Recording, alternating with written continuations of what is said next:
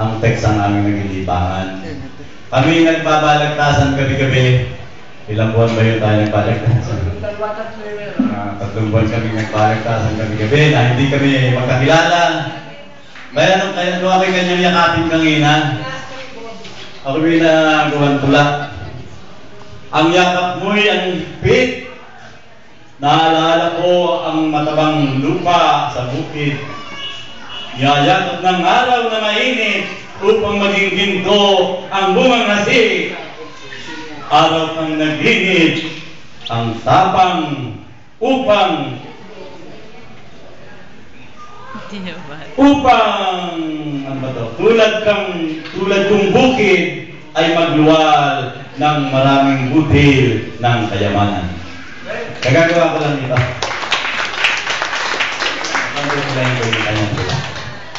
Actually, marami yung nanginisip ko lang. Lahat ng balagtasan namin, pwede nga i-libro yun eh. Nakalagay sa computer. At sabi naman niya sa akin kanina, naipon din daw niya yung balagtasan namin. Napakahaba pong balagtasan ginawa namin yan. Kasi ako po ay na-opera ng 3 beses. At ang aking pong iyan ay hiwalo at saksak ng doktor. Nung pong nakakulong ay nakakulong din ako sa karamdaman. Kaya yun ang nagigibatan namin ni Axel. Mga tula.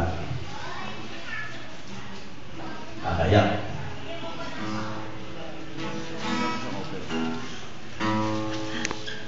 Ang tutulay ko po, ang tula ko ay hindi ako. Ang tula ko ay hindi siyang ako. Ito'y hindi nakabarong Tagalog at hindi Laureliado. Ang tula ko ay hindi ko siyang tinig.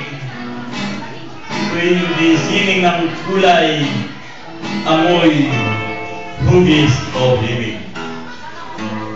Ang tula ko ay hindi sumusukat sa lilag ng talinghaga. Hindi tumutugma sa mga pahina ng hiwaga. Ito'y hindi kasing laya ng guni-guning lumilipad at hindi kasing layaw ng ilusyong niliyag. Ang tula ko ay kapos ng bansa at pag-ibig. Ito'y tingin sa tempo at mangmang sa batas ng panitig.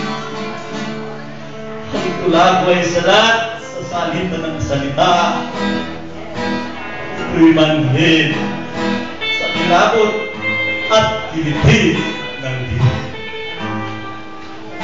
Ako ang makatang walang sariling wikang kalungkot.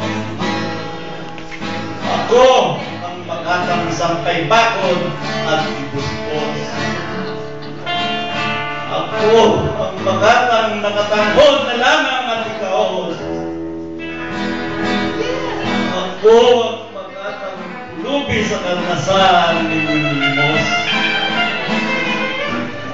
Ako ang makatang sa busalinang kasanayan ay inyong limot.